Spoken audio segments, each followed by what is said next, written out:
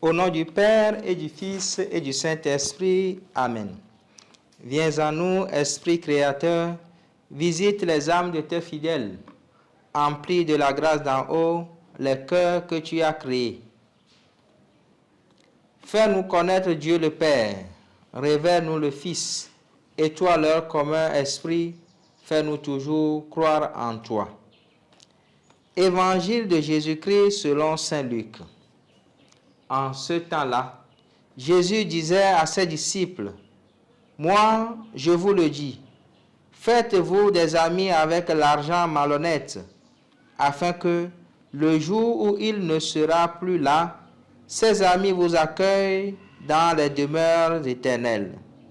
Celui qui est digne de confiance dans la moindre chose est digne de confiance aussi dans une grande.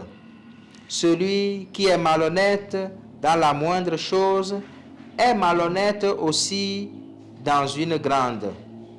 Si vous n'avez pas été digne de confiance pour l'argent malhonnête, qui vous confiera le bien véritable? Et si pour ce qui est à autrui, vous n'avez pas été digne de confiance, ce qui vous revient, qui vous le donnera?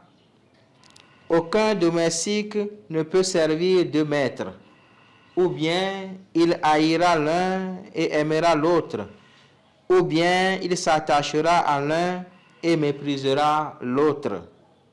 Vous ne pouvez pas servir à la fois Dieu et l'argent. Quand ils entendaient tout cela, les pharisiens, eux qui aimaient l'argent, tournaient Jésus en dérision. Il leur dit alors, « Vous êtes de ceux qui se font passer pour justes aux yeux des gens, mais Dieu connaît vos cœurs. En effet, ce qui est prestigieux pour les gens est une chose abominable aux yeux de Dieu. » Acclamons la parole de Dieu. Louange à toi, Seigneur Jésus.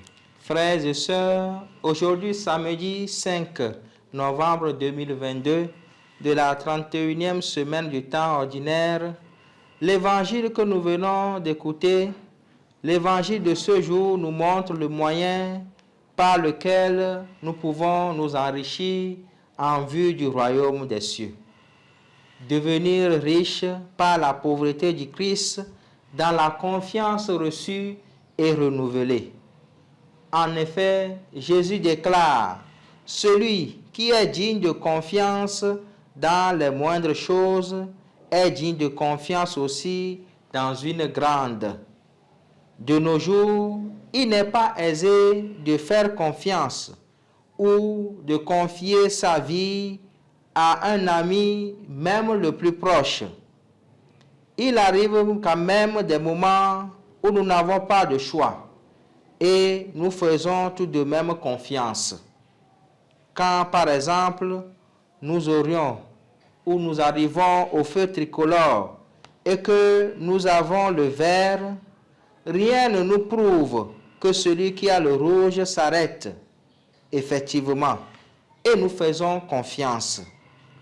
S'il en est ainsi, comment ne pas faire confiance en Dieu, auteur de notre vie, qui seul peut encore la reprendre, puisqu'il en est l'origine?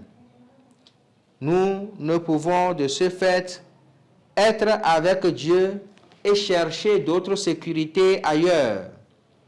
Celui qui, par exemple, souscrit à l'agence ou à l'assurance de Dieu doit se vouer complètement à lui et rien qu'à lui seul. Aussi, c'est ainsi qu'agissent les enfants. Ils font confiance à leurs parents. La confiance innocente et totale implique un dépouillement. Il s'agit de se libérer de l'orgueil et de se livrer complètement à Dieu. Car Jésus nous le déclare, aucun domestique ne peut servir deux maîtres. Vous ne pouvez pas servir à la fois Dieu et l'argent. Autrement dit, nous ne pouvons pas nous fier à Dieu et à notre orgueil qui nous habite, qui nous empêche de nous vouer complètement à Dieu. En cela, Jésus nous montre le chemin. Lui, de condition divine, ne retient pas jalousement le rang qu'il égalait à Dieu. Il s'est dépouillé, il s'est anéanti, remettant ainsi totalement sa confiance entre les mains de son Père. Pour contrecarrer notre orgueil et pour arriver à nous remettre entièrement entre les mains de Dieu, nous devons nous libérer des préjugés, des faux jugements. Nous devons nous regarder avec bienveillance. Ainsi, Dieu qui connaît le cœur donnera à chacun de nous sa gloire et son bonheur, maintenant et pour les siècles des siècles. Amen. Au nom du Père et du Fils et du Saint-Esprit. Amen.